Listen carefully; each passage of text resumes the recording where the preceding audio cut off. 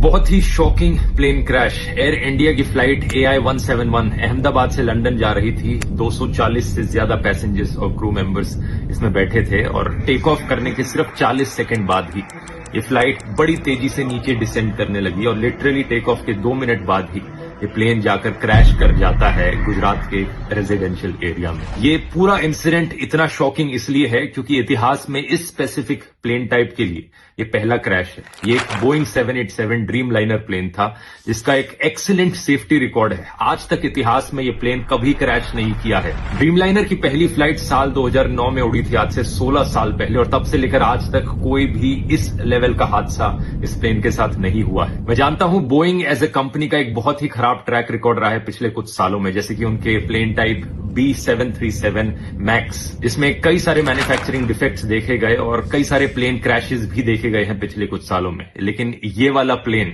वो नहीं था। इस प्लेन का स्पेसिफिक कोड नंबर VTANB था, जिसे आप इंटरनेट पर जाकर सर्च करोगे तो सारा डेटा मिल जाएगा। ये 11 साल पुराना प्लेन था, कोई ज्यादा पुराना प्लेन नहीं था। ड्रीम लाइनर्स का लाइफ स्पैन 20 से 30 साल तक का होता है। जो पायलट इस प्लेन को उड़ा रहे थे, कैप्टन सुमित सबरवाल, उनका खुद का भी 8200 फ्लाइट आवर्स का फ्लाइट एक्सपीरियंस था, जो कि बहुत अच्छा होता है। तो पायलट भी इनएक्सपीरियंस नहीं थे। अगला सवाल आपके दिमाग में आएगा कि क्या वेदर खराब था? ऐसा भी नहीं था। 1:30 बजे दोपहर के ये क्रैश हुआ। वेदर कंडीशंस अगर देखी जाए तो लगभग 40 डिग्री सेल्सियस के आसपास का तापमान था। कोई ज्यादा तेज हवाएं नहीं चल रही थी। विजिबिलिटी जो थी बहुत ही अच्छी थी, 6 किलोमीटर से ज्यादा की विजिबिलिटी। तो ऐसे में सवाल उठता है कि यहां प्रॉब्लम कहां पर हुई। इसका असली जवाब हमें जल्द ही पता लगेगा। अभी प्लेन के ब्लैक बॉक्स से इंफॉर्मेशन को रिट्रीव किया जा रहा है, लेकिन मोस्ट लाइकली ये पूरा हादसा एक बहुत ही भयंकर टेक्निकल फेलियर का लग रहा है। क्या यहां पर कोई इंजन फेलियर हुआ है मेंटेनेंस फेलियर की वजह से? इसका असली जवाब तो हमें तभी पता लगेगा जब ब्लैक बॉक्स को रिट्रीव करके